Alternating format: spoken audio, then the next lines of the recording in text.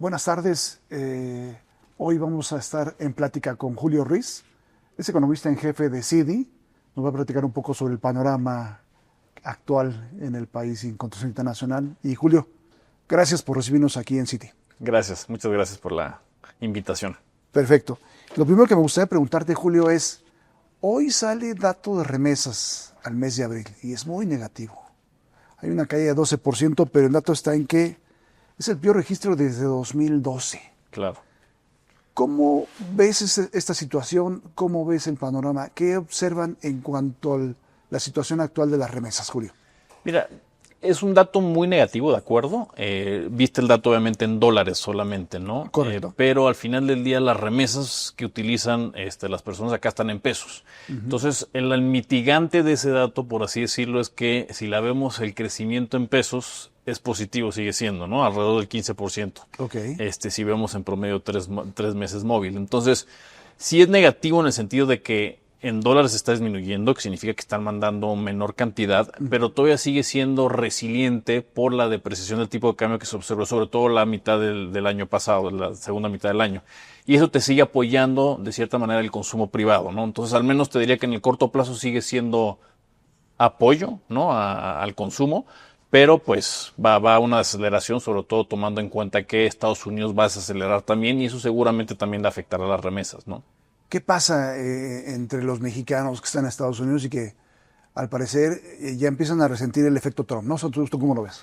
Son varios factores, ¿no? Uno es lo que bien dices, el efecto Trump, que seguramente desacelerará la actividad económica en Estados Unidos. Digo, solo para que te des una sensibilidad, nuestro equipo de Estados Unidos espera un crecimiento de 1.4%, que ya es una desaceleración de lo que creció Estados Unidos el año pasado. Eso, y si le sumas la incertidumbre asociada al impuesto a las remesas, pues solamente eso te puede generar que este crecimiento de las remesas que se venía dando, pues desacelere, ¿no? Y eventualmente, pues también va a afectar, a pesar de que tienes una depreciación del tipo de cambio que estaba ayudando, ¿no? Cada vez los mexicanos podrían estar enfrentando consecuencias para entrar y los que están allá están enfrentando consecuencias para envío. Yo creo que ambas, ¿no? Justamente lo que tú dices, ¿no? O sea, los que están aquí y quieren ir, pues obviamente a lo mejor la probabilidad de que vayan va a ser cada vez menor, ¿no? Por los cambios que están habiendo, más difícil cruzar.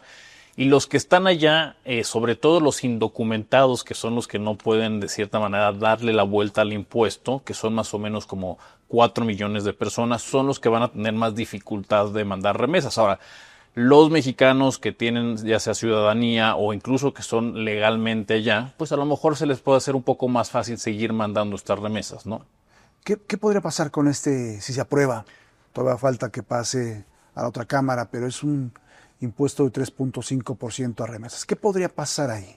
Pues mira, estudios que hemos visto, por ejemplo, de qué tan sensibles son las remesas a los costos de transacción, vemos que sí son bastante sensibles. Solo para darte una sensibilidad, por ejemplo, si se incrementan los costos de transacción de enviar remesas, eso te podrá tumbar las remesas en 0.9%, ¿no? Entonces, si tomas en cuenta que el costo promedio de enviar remesas a México es 2.65 y eso le sumas un 3.5%, es prácticamente un incremento del 100% en el costo, ¿no? Entonces eso te podrá tumbar significativamente las remesas. Ahora, ¿cuál es el mitigante? Uno, que los ciudadanos americanos de origen mexicano pueden darle la vuelta al impuesto, ¿no? Pueden hacer un crédito al impuesto, entonces no estarían afectados. Dos, canales informales de mandar remesas. Puedes mandarlas en efectivo, incluso Bitcoin, y eso te puede reducir bastante el impacto. Respuesta corta, sí vemos un efecto negativo, ¿no? Pero no tan fuerte como uno esperaría por la sensibilidad de los costos de transacción. Por ejemplo, veríamos a lo mejor de este 3.6% del PIB, que actualmente está el monto de remesas, a lo mejor que bajara a 3.5%, o sea, acaso 3.4%, porque hay formas de mandar informalmente estas remesas y que puedas evadir el impuesto. Canales informales, ahí podría haber situaciones complicadas, digamos. Pues va a ser más complicado, creo que se va a perder justamente esto que habíamos ganado antes de que todo se podía ver con transacciones electrónicas, se podía medir mucho más fácil las remesas, pero al mandarlo por efectivo, Bitcoin, pues se va a perder esa medición, ¿no? Entonces se le va a complicar mucho más al Banco Central, que son los que miden las remesas, para saber justamente cuál es la cantidad real de remesas que están enviando los migrantes a México. Ahora, Julio, en todo este panorama, esta situación de que hoy no estuvo en términos de dólares negativo, esta situación del impuesto, México recibió el año pasado 64,000 millones de dólares. Iba en subida todo el tiempo. Todo el tiempo. Desde que yo recuerdo, va en subida. Claro. ¿Se va a estancar ese efecto numérico o todavía ves chance de que siga subiendo? Si lo ves en términos nominales, estos 64 mil millones, ¿no? Que es de dólares, yo creo que eso lo verían más estancado, ¿no? Porque recordemos que las remesas es una variable nominal, ¿no? Entonces, puede ser un efecto precio, entonces a lo mejor te sigue creciendo, pero entonces yo más bien lo que vería es más o menos que se empiece a estancar esa cantidad por las razones que te estoy diciendo. Uno es un tema de actividad económica de Estados Unidos y otra es un efecto que de nuevo lo vemos limitado, el tema del impuesto, ¿no? O sea, sí va a haber un efecto, pero puede estar algo limitado, ¿no? Por Claro. estos canales informales donde se pueden mandar remesas. Ahora déjame pasar al tema del crecimiento. Sí. Banco de México anunció la semana pasada el recorte a la proyección de PIB para México a 0.1% con una posibilidad de ir a contracción, ¿no? ¿Cómo están viendo ustedes esta situación actual, tomando en cuenta que Banco de México sus pronósticos son mucho más acertados que Hacienda, ¿no? Claro. Pues para nosotros no es mucha sorpresa, yo creo que para nadie los analistas por lo siguiente. Si vemos, por ejemplo, la encuesta de Citi que publicamos cada 2 semanas, ya llevaba tiempo donde el consenso de analistas tenía un pronóstico de alrededor del 0.1%. Entonces, el que Banco de México lo haya bajado ese nivel, pues ya se las esperaban la mayoría de los analistas, incluyéndonos nosotros.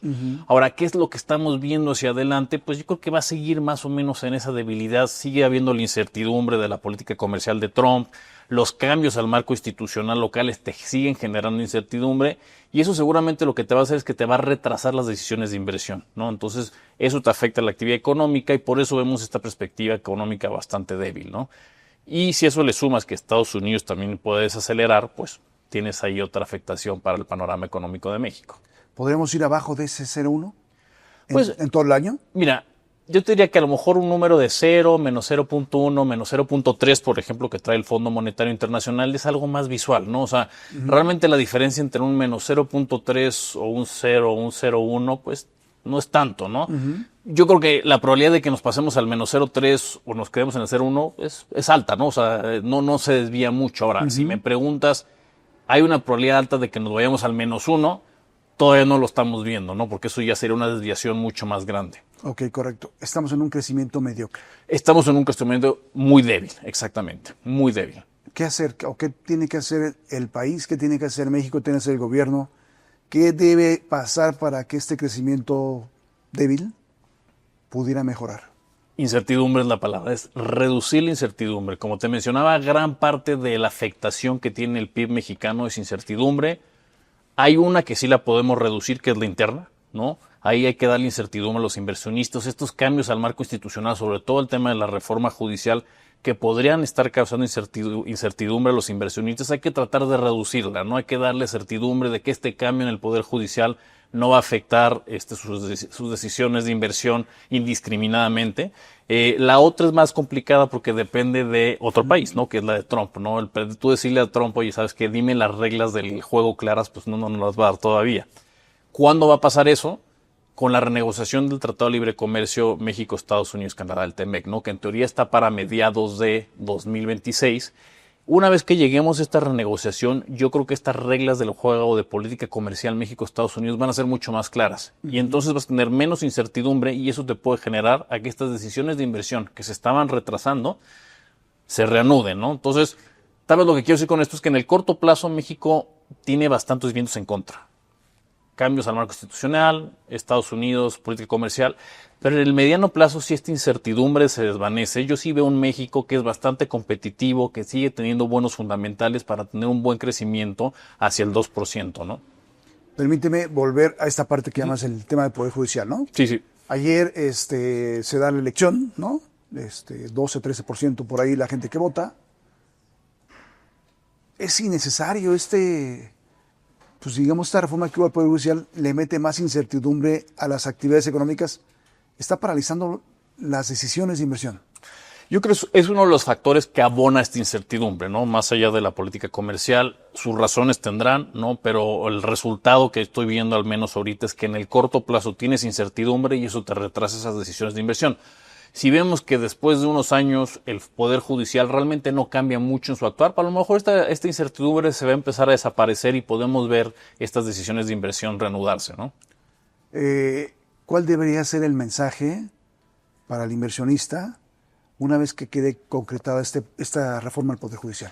Pues yo creo que es que sus inversiones, ¿no?, van a ser respetadas por la ley, ¿no? O sea, por la ley local, que no va a haber ninguna decisión imparcial, más bien parcial, perdón, no va a haber ninguna decisión parcial que pueda afectar los intereses, ¿no? Siempre esté con el marco de la ley y que todo va a seguir siendo de acuerdo al marco de la ley. Y eso les va a dar certidumbre a los inversionistas, ¿no? Si ellos empiezan a dar cuenta que a pesar de estos cambios en el marco constitucional, eso sigue vigente, creo que esta incertidumbre va a poder desvanecerse, ¿no? ¿Cuánto tiempo podría pasar?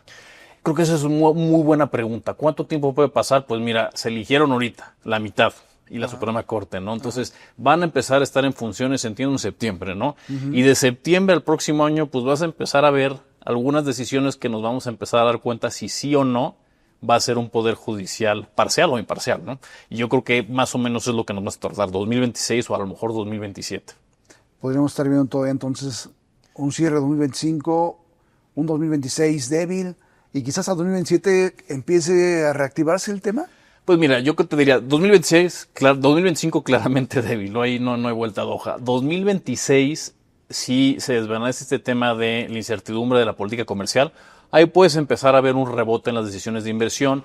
En la medida que el tema de la reforma judicial empieza a desvanecerse y se certidumbre, a lo mejor hacia finales de 2026, segunda mitad, ya empezamos a ver una reactivación mucho más clara y 2027 mucho más clara todavía, ¿no? Ok. ¿Qué dirán los hombres de negocios actualmente?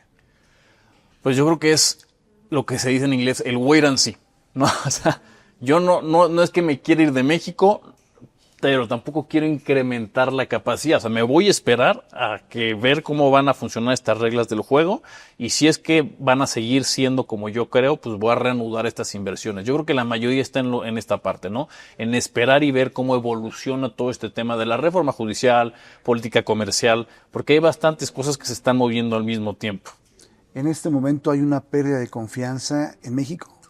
¿Pérdida de confianza económica en México? Yo creo que no, o sea, no es en México como país, sino es una incertidumbre que no necesariamente es solo de México, o sea, es partes ajenas, ¿no? O sea, partes Estados Unidos, política comercial, que no sabemos cómo va a acabar, ¿no? Entonces yo creo que México sigue teniendo buenos fundamentales, competitividad del sector manufacturero, una población joven también, que eso es importante, ¿no? Entonces en ese sentido seguimos siendo competitivos, ¿no? Pero sí hay que darle certidumbre a este panorama.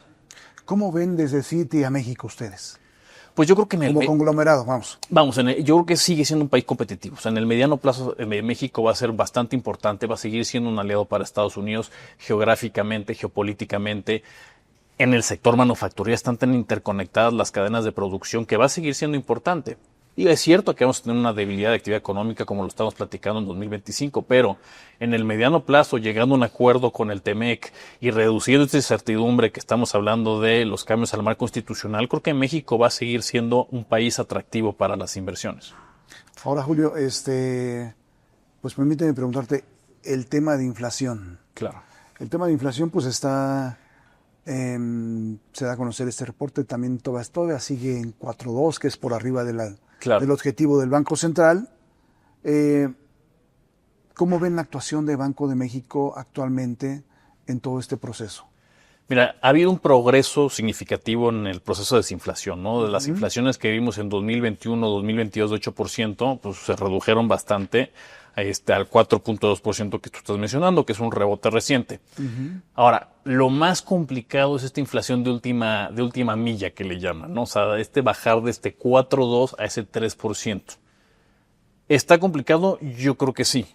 Por dos razones, ¿no? Si vemos la inflación subyacente, que se divide en servicios y la inflación de bienes, por un lado la de bienes vemos que está rebotando y la de servicios está bajando. En teoría eso debería de compensar y que la inflación de subyacente total pues, se quedara estable. Sin embargo, vemos que la de servicios sigue estando bastante persistente y desvaneciéndose bastante lento, a pesar de la actividad económica que está débil. Yo lo veo eso como un riesgo importante. y creo que el espacio para que Banco de México siga recortando en la segunda mitad del año se puede limitar un poco más por este tema del riesgo de la inflación. Y tienes otro riesgo también importante que es más allá de la inflación, es el tema del diferencial de tasas de Banco de México y la Reserva Federal.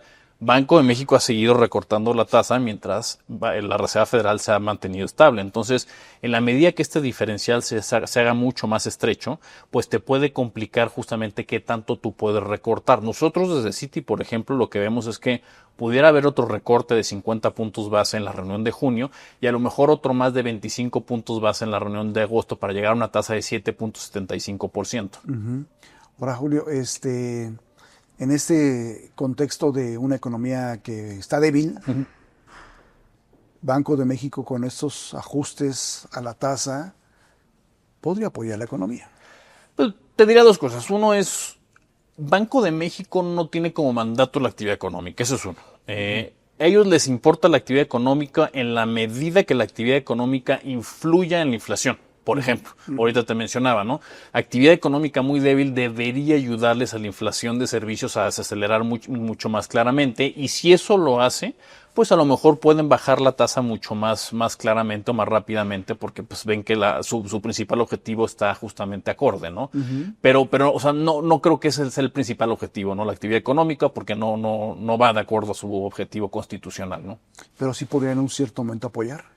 Puede apoyar, no creo que sea la panacea, no creo que vaya a ayudar 100% a pasar de este 0.1% a un 2%, ¿no? O sea, yo creo que ayuda en el margen, ayuda en el sentido de bajar la inflación o mantenerla estable, pero no es algo que te vaya a cambiar 180 grados el panorama económico. ¿Cuánto esperan que podría quedar la tasa a final de año?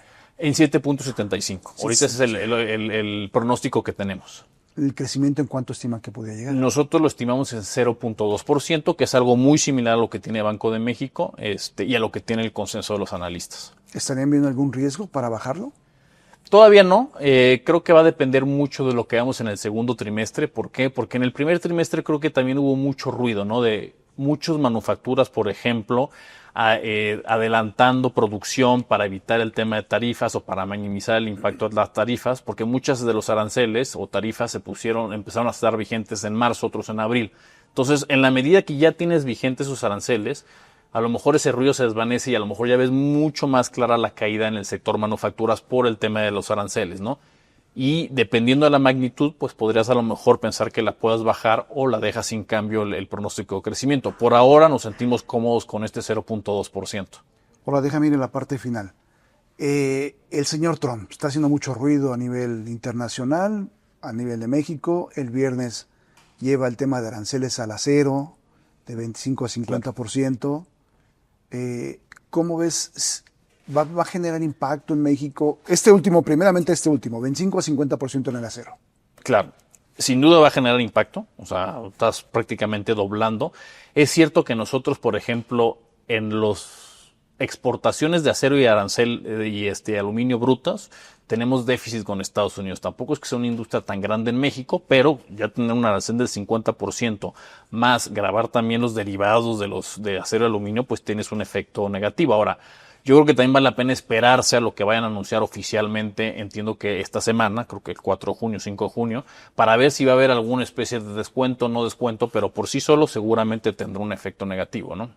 Ahora, ¿qué tanto efecto, qué tanto ruido le está metiendo al panorama internacional estas decisiones de Trump? Pues es que yo creo que es el tema de no tener claro, porque un día dice vamos a poner 25%, ¿no? El día de mañana dice 50%. A lo mejor en 2 semanas dice, bueno, vamos a hacer una pausa.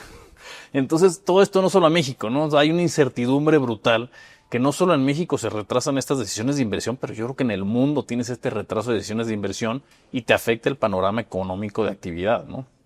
¿Ves una renegociación muy complicada? Empieza en un par de meses ya, Claro. economía con Estados Unidos. ¿Cómo ves? ¿Ves un tema muy complicado de renegociar el TMEC? Va a ser complicado por el stance que tienen los americanos, ¿no? Porque ellos van bastante duros por cómo quieren su política comercial. ¿Cuál es la ventaja? Que ya tienes a un México que ya empezó a negociar de cierto sentido, ¿no? Ya tienen pláticas, si bien no en este tratado en específico, pero ya han tenido varias pláticas con autoridades de Estados Unidos. ¿En qué creo que se pueden enfocar en esta negociación? El principal tema de Estados Unidos es China, ¿no? Y es cierto que la presencia de China ha estado incrementando en los últimos años. Nada más para darte un dato, lo que importamos México desde China se ha incrementado del 16% del total de importaciones de las no petroleras a casi 22% recientemente. Entonces, sí es cierto que se ha incrementado esta participación en las importaciones que México hace desde varios países en el comercio, ¿no? Y también a lo mejor la inversión extranjera de China no es grande, pero bueno, está ahí, ¿no? Entonces, ¿qué puede hacer esta renegociación? Es hacer reglas de origen mucho más estrictas para tratar de limitar estos insumos o estas importaciones que vienen desde China. Creo que por ahí se puede enfocar esta renegociación. Y creo que México no tendría problema para justamente limitarlo. Ya lo estamos viendo con el Plan México, ¿no? El Plan México justamente lo que tiene es produzcamos más localmente los insumos y tratemos de importar menos de países como China, ¿no? La semana pasada el secretario de Economía decía que en Estados Unidos está preparando este tema para que dejen a Asia fuera en todas sus importaciones. Y el secretario de Economía decía, vamos a entrar y vamos a hacerlo. Claro. ¿Cómo ves ese tema? Mira, tiene dos vertientes. Al final del día, cuando tú importas insumos que son más baratos, haces más competitiva tu industria manufacturera. La pregunta es, ¿tú puedes producir esos mismos insumos que importas más barato o del mismo precio? No me queda tan claro, ¿no? Y es algo que te va a tomar tiempo también para hacerlo. Entonces, eso puede ser en el margen negativo para el sector manufacturero mexicano. Ahora, ¿cuál es la parte positiva? Que si es algo que te está presionando Estados Unidos para llegar a un acuerdo, creo que es lo mejor que puedes hacer, ¿no? Porque salirte del Tratado de Libre Comercio México, Estados Unidos, Canadá sería un escenario bastante catastrófico. Entonces, si el costo es de importar cosas, pues dejar de importar cosas baratas de China para quedarte con el acuerdo y a lo mejor hacerlo localmente un poco más caro, yo creo que sería un mejor escenario que salirte del TME completamente, ¿no? Ahora, es fácil, una vez tomando en cuenta este 22% que comentas de lo que China ya está en México, es fácil de la noche a la mañana, en un año, en lo que resta del sexenio, quitar esa dependencia de China. No, va a ser bastante complicado. Si tú le dices, imagínate tú decirle a una manufacturera, oye, ¿sabes qué? De los insumos que tú hacías, ahora búscate localmente. Y yo no sé si siquiera si hay capacidad localmente para producirlos. Entonces yo creo que es algo que va a tomar tiempo, pero bueno, es una directriz que se está haciendo, ¿no? ¿Se logrará quitarse algo tan fuerte? Con el tiempo se puede, ¿no? O sea, con el tiempo todo se puede, pero pues va a tener costos, ¿no? Los que te mencionaba. Si eran más baratos esos insumos, pues ahora seguramente tendrás insumos un poco más caros que te puede hacer un poquito menos competitiva la industria manufacturera mexicana, ¿no? Oye, Julio, finalmente, está el tema del Poder Judicial que ha generado ahí como un stand-by en los inversionistas. Uh-huh. Está el tema de Estados Unidos, con todo este tema arancelario, que también genera un stand-by en los inversionistas. ¿En qué momento los inversionistas podrán decir, pues ya que se me quitó el panorama oscuro, ya voy a poner mi dinero, ¿no? Yo te diría, si me pides una fecha como estimada es muy difícil, pero yo creería a finales de 2026, segunda mitad de 2026, yo esperaría que esa incertidumbre, tanto de la implementación de la reforma judicial como de la política comercial, porque ya tendrías en teoría renegociado el TEMEC, desaparecería y ya empezaríamos a ver esta reanudación de inversiones hacia México. Muy bien, Julio Ruiz, economista en jefe de CIDI. No sé si quieres agregar algo más. Todo bien, muchísimas gracias. Te agradecemos el tiempo. Gracias. Muchas gracias.